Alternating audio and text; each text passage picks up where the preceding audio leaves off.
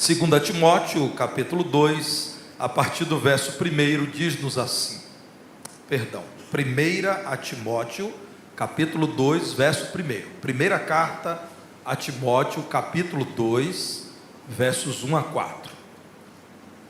Antes de tudo, pois, exorto que se use a prática de súplicas, orações, intercessões, ações de graças em favor de todos os homens, em favor dos reis e de todos os que se acham investidos de autoridade, para que vivamos vida tranquila e mansa, com toda piedade e respeito. Isto é bom e aceitável diante de Deus, nosso Salvador, o qual deseja que todos os homens sejam salvos e cheguem ao pleno conhecimento da verdade. Vamos orar? Senhor bendito, sempre temos nos alegrado com a leitura, com a meditação em Tua Palavra. Oramos ao Senhor para que o Senhor nos guie pelo Teu Santo Espírito em toda a verdade da Tua Palavra. Acolhemos com alegria aquilo que o Senhor revela e com temor Te pedimos, Senhor, nos ajude a praticar aquilo que o Senhor nos entrega como mandamento. Dá-nos, Senhor, dizer nessa manhã com alegria, como disse o salmista: ó quanto amo a Tua lei, é a minha meditação em todo o tempo, em todos os dias. Possamos dizer, mais doces que o mel ao nosso paladar são as Tuas palavras, ó Deus. Nós oramos, gratos por Tua bendita palavra, em nome de Jesus. Amém.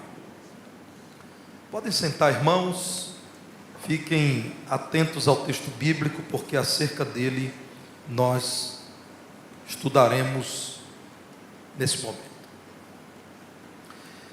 Meus irmãos, as recomendações que o apóstolo Paulo faz a um pastor jovem, atuando no desafiador contexto de Éfeso, são colocadas no contexto do culto. Os irmãos poderão observar que mesmo no capítulo 2, Paulo fala da postura da igreja reunida em culto. No capítulo 3, fala daqueles que dirigem a igreja e que também estão à frente da igreja no culto. É no contexto do culto a Deus que fica muito claro a recomendação para que a igreja ore, para que a igreja de Cristo persevere em oração. E que diversidade no campo da oração nos é apresentada aqui.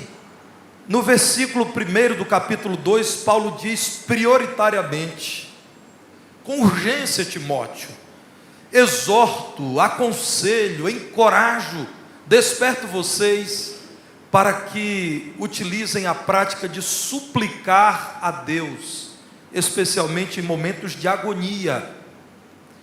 A prática de orações, cultivando o relacionamento com o Senhor. As intercessões, apresentando vidas diante de Deus pela oração e já agradecendo ao Senhor em favor de todos os homens. Essa é a tônica do Novo Testamento ao falar de oração. Em nada se parece com a prática daqueles dias de fariseus, de religiosos que oravam nas praças ou em locais de destaque no templo em Jerusalém, para que fossem notados e aplaudidos em sua atitude piedosa.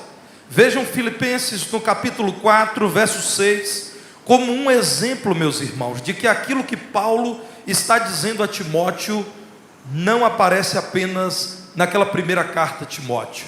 Não andeis ansiosos de coisa alguma, em tudo, porém, seja qual for a circunstância em que você se encontre, esteja a igreja em que momento estiver, porque essa é uma carta à igreja de Filipos, em tudo, porém, sejam conhecidas diante de Deus as vossas petições, pela oração e pela súplica com ações de graças. É o mesmo apóstolo falando ao mesmo público, a igreja de Cristo, sob inspiração do mesmo Deus e Senhor da igreja, dizendo: utilizem-se ao máximo desse grande recurso que é a oração.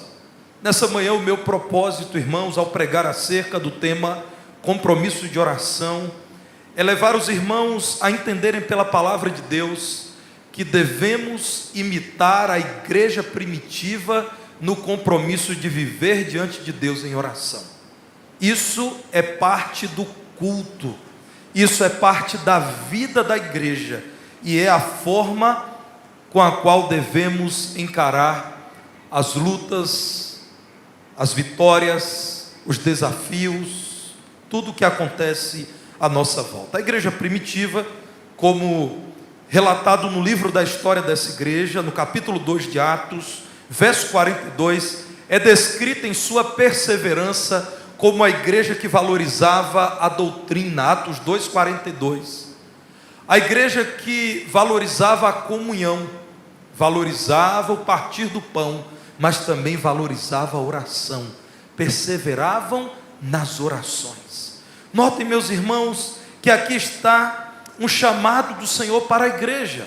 Por que será que muita gente em nossos dias constata que a igreja não se dedica com toda a vontade, com todo o esforço à prática de oração? Talvez, irmãos, porque nós já esquecemos do que a palavra de Deus diz sobre oração e começamos a assimilar aquilo que a religiosidade popular fala acerca de oração. Existe uma pessoa que não tem compromisso algum com Deus, mas em algum momento, diante de uma dificuldade, ela diz: em nome de Jesus, hoje eu vou conseguir a vaga de emprego que eu decidi buscar. E nós começamos a acreditar, irmãos, que oração deixou de ser parte de um relacionamento com Deus, que inclusive abre espaço para que em oração o Senhor nos convença que o nosso pedido está equivocado, que aquilo que queremos é fruto do desejo de um coração mau, coisas más para gastarmos em nossos deleites, e começamos a acreditar que a oração é uma espécie de chave que obrigatoriamente abrirá o coração de Deus. Nos esquecemos da sabedoria e da soberania de Deus. Robert Lowe, escritor evangélico, acerca da oração diz algo que, a meu ver, é impactante, irmãos. Orar não é conseguir que a vontade do homem seja feita no céu, mas sim que a vontade de Deus seja feita na terra. Meus irmãos, eu preciso repetir isso.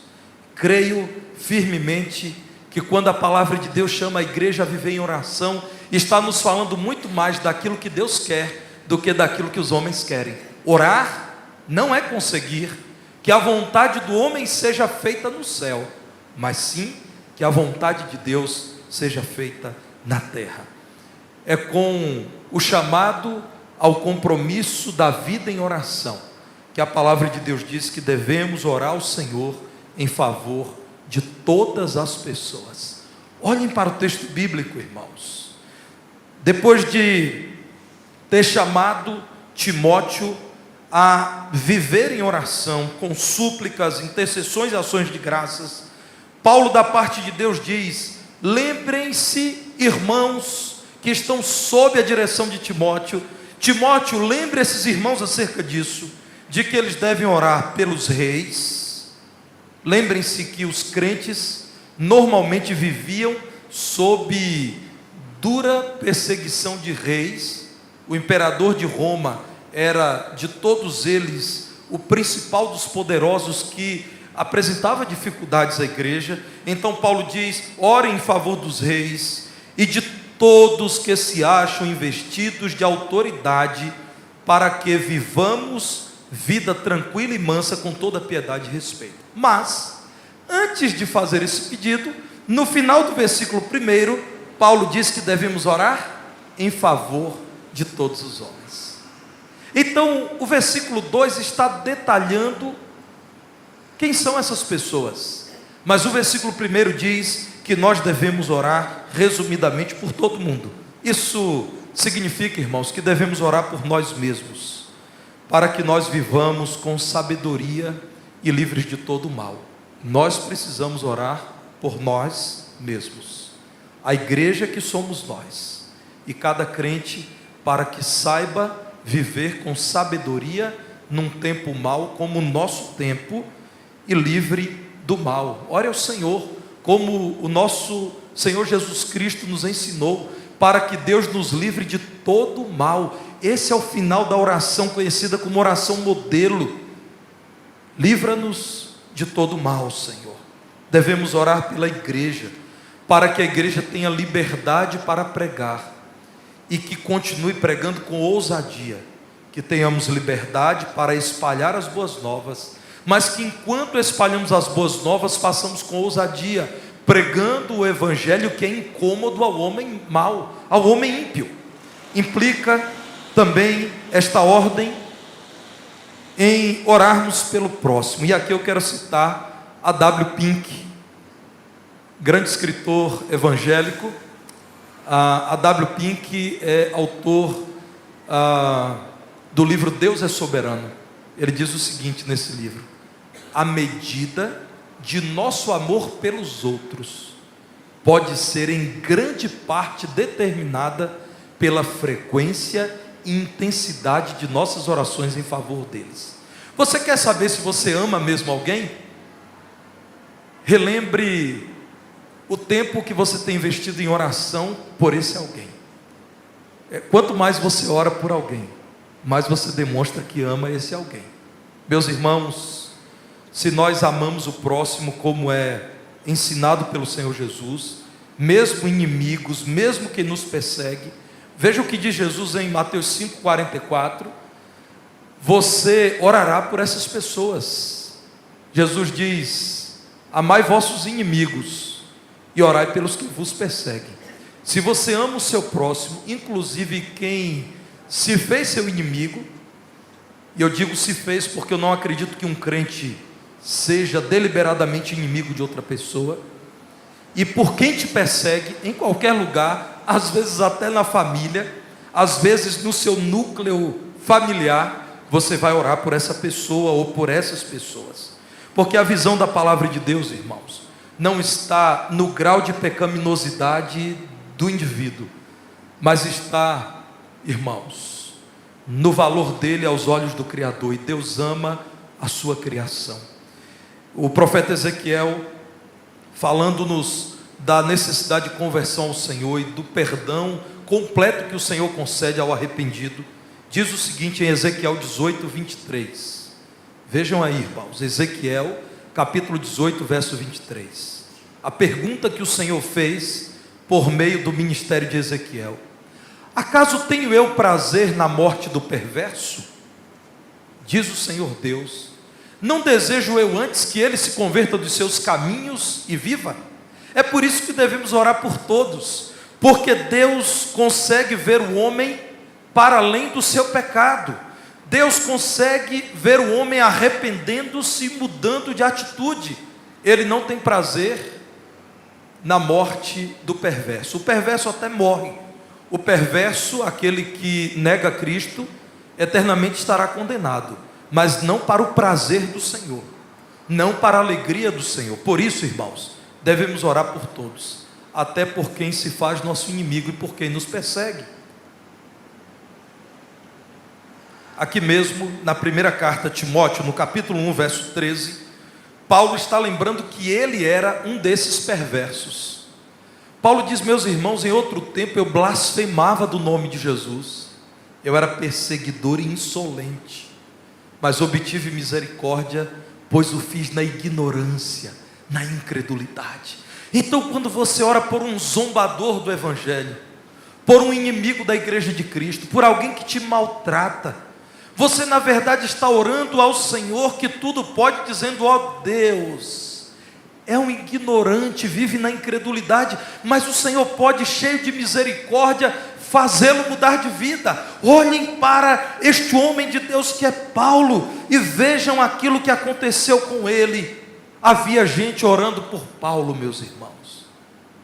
A igreja de Cristo orava por esse homem, e esse homem, outrora perseguidor, alcançou a honra de ser perseguido pelo nome de Cristo e por ser igreja de Cristo. Então o compromisso de oração da igreja deve ser o compromisso de orar por todas as pessoas, absolutamente por toda a criação de Deus, e muito especialmente por quem blasfema, persegue o Evangelho, se opõe à igreja, por quem faz aquilo que Paulo fez, por quem vive no pecado. Esse sim necessita do médico que cura aquele que está enfermo com a mais terrível doença, que é o pecado. Mas, irmãos, como eu já li com vocês, depois de nos dizer que devemos orar por todos, Paulo então passa a detalhar esse mandamento e então menciona reis, todos que exercem autoridade, como sendo aqueles por quem devemos orar.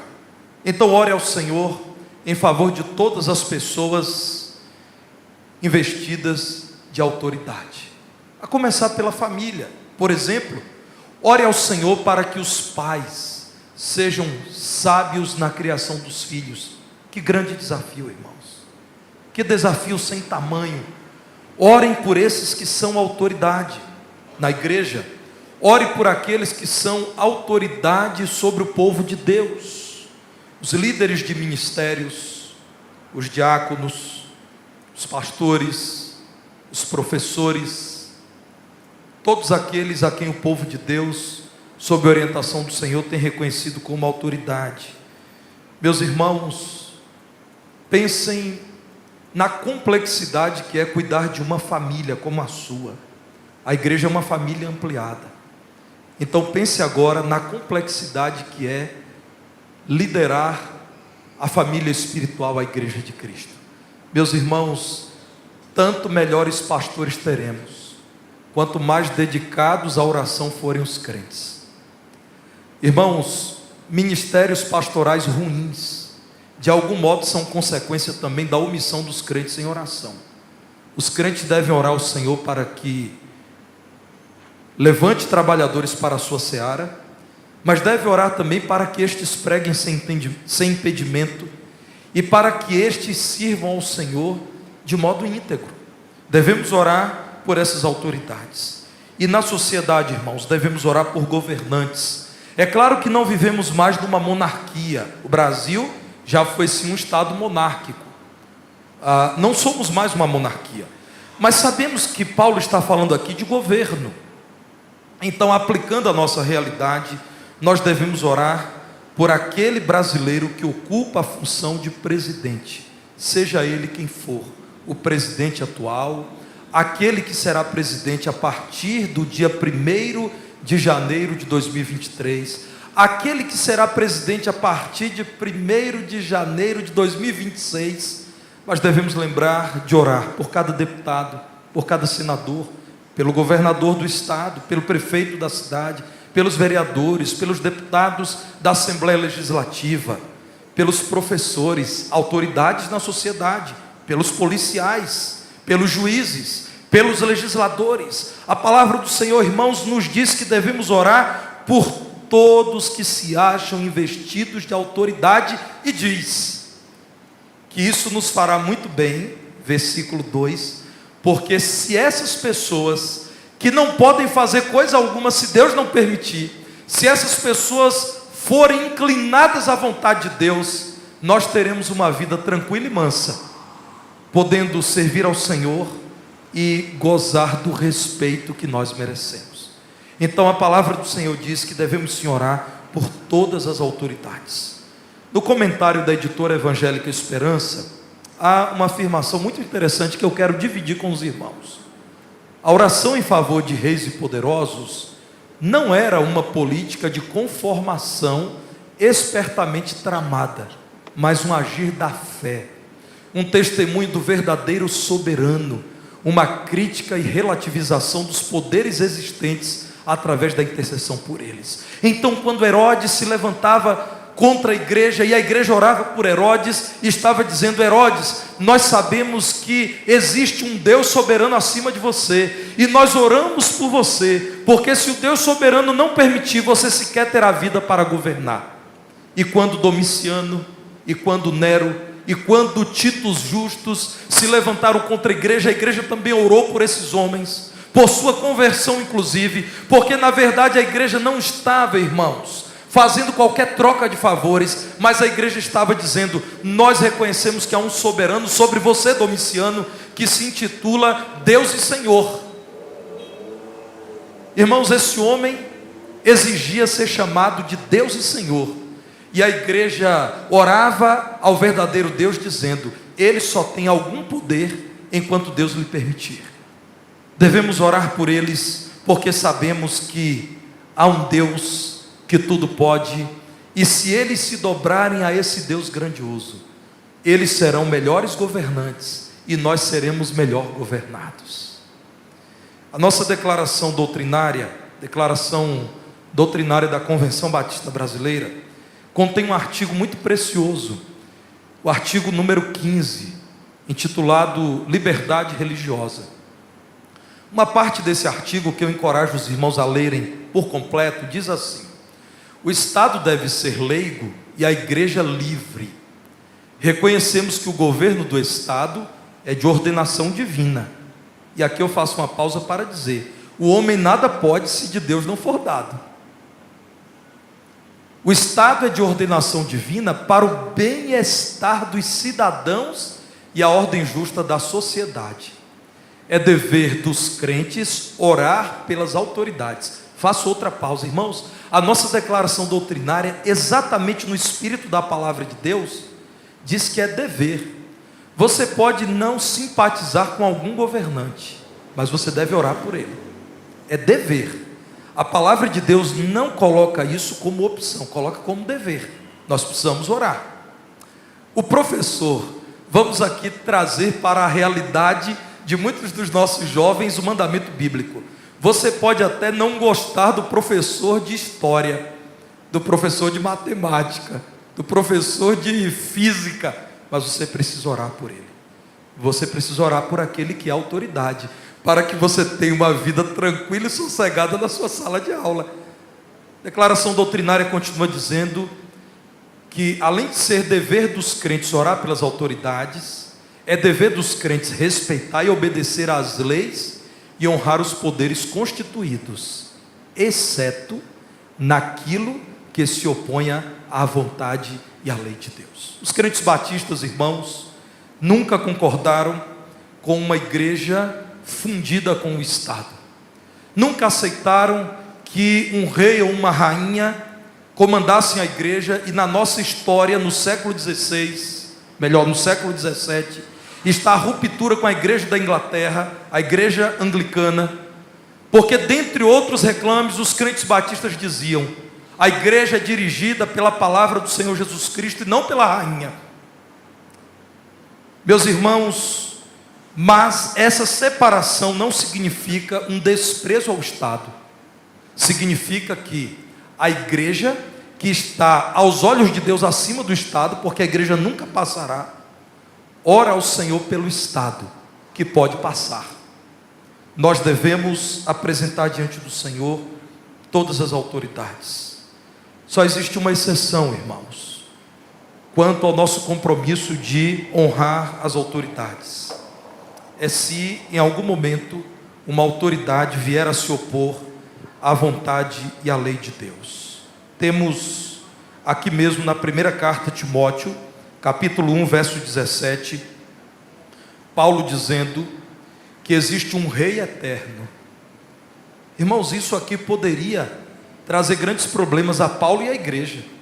Num tempo de domínio do Império Romano, dizer que existia um rei acima do rei temporal, era sim iniciar um levante contra o rei temporal.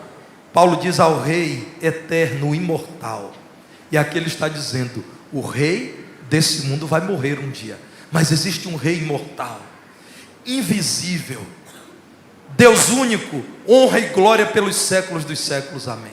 Existe um rei que está acima do rei. Vejam, irmãos, um exemplo da postura dos crentes primitivos, está no livro de Atos, depois que um coxo é curado no templo em Jerusalém, e o Sinédrio, uma espécie de tribunal cívico-religioso, tenta enquadrar esses crentes. Atos 4,18 diz que os representantes do Sinédrio chamaram Pedro e João. Chamando-os, ordenaram-lhe que absolutamente não falassem, nem ensinassem no nome de Jesus. Verso 19: mas Pedro e João lhes responderam: julgai se é justo diante de Deus ouvir-vos antes a vós outros do que a Deus. Versículo 20: pois nós não podemos deixar de falar das coisas que vimos e ouvimos. Nós vimos Jesus ressuscitar e nós vimos o coxo levantar. Nós não deixaremos de falar. Vocês que são autoridade reconhecida por Roma, o Sinédrio, não podem se colocar acima do nosso Deus. Nisso nós não obedeceremos vocês. O verso 21 diz, meus irmãos, que a atitude hostil permanece. Ameaçando-os mais ainda, os soltaram, não tendo achado como os castigar por causa do povo, porque todos glorificavam a Deus pelo que acontecera. Meus irmãos, devemos sim orar por todas as autoridades, por todos que nos governam. Devemos continuar sendo um povo ordeiro como somos, um povo que ama a justiça como amamos, um povo que valoriza as leis como nós valorizamos. Nós, os crentes, apenas trocaremos esse dever por um outro dever, se for o caso, o dever de obedecer ao Senhor. Se em algum momento alguma autoridade vier a nos obrigar ou desejar nos obrigar a fazer aquilo ou professar aquilo que o nosso Deus não nos permite fazer, nós morreremos, nós aceitaremos as cadeias, mas nós não deixaremos de falar das coisas que temos visto e ouvido. Oremos para que isso não aconteça. Oremos para que isso não seja necessário. Oremos ao Senhor. Este compromisso, o compromisso de orar ao Senhor em favor de todos os homens e em favor de todas as autoridades, é aprovado por Deus. Voltem para 2 Timóteo 1, no verso 3. Paulo sentencia isto o quê? Orar por todos os homens e por todas as autoridades é bom e aceitável diante de Deus. 1 Timóteo 2,3. Isto é bom. A igreja deve fazer isso. Deus aprova a vida em oração. E meus irmãos, no verso 4 é dito que Deus tem prazer em ouvir esse tipo de oração, quando oramos por todos os homens. Verso 4, na sequência, diz que o Senhor deseja que todos os homens sejam salvos e cheguem ao pleno conhecimento da verdade. Olhem para o verso 6, quando a palavra de Deus diz que Jesus Cristo se deu em resgate por todos. Ele amou o mundo, amou judeus e não judeus. Muitos, nos dias de Paulo, como nos dias de Jesus, acreditavam que Deus amou apenas judeus. E o apóstolo Paulo é usado pelo Senhor, escrevendo aos Gálatas para dizer: em Cristo não há mais judeu nem grego. Se deu em resgate por todos, testemunho que se deve prestar em tempos oportunos. Oremos mais, irmãos, por todos os homens e por todos os que estão investidos de autoridade. Oremos melhor. E aí você me pergunta: pastor, como vamos orar melhor? Eu quero citar um último versículo para que você entenda o que a palavra de Deus está dizendo. Versículo 8 desse capítulo 2. Da parte de Deus, Paulo diz: quero, portanto, que os homens, que os varões orem em todo lugar, levantando mãos santas, sem ira e sem animosidade. No contexto do culto, Paulo está dizendo que aqueles que são cabeça do lar, ensinem sua família, seu lar, a viverem assim, orando em todo o tempo, levantando mãos santas, irmãos, é dizendo, não tendo pecado nas mãos diante do Senhor, não tendo o sangue do inocente em suas mãos, em paz diante de Deus, em comunhão com Deus, que os homens possam apresentar suas mãos e orem ao Senhor o tempo todo, sem um coração tomado de ira e sem animosidade. Que Deus nos ajude, irmãos, a reafirmarmos esse compromisso de oração. Como eu já disse, a verdadeira igreja de Cristo imita a igreja primitiva, vive diante de Deus em oração. Vamos cantar o hino, que a pátria inteira cante em teu louvor. Um lindo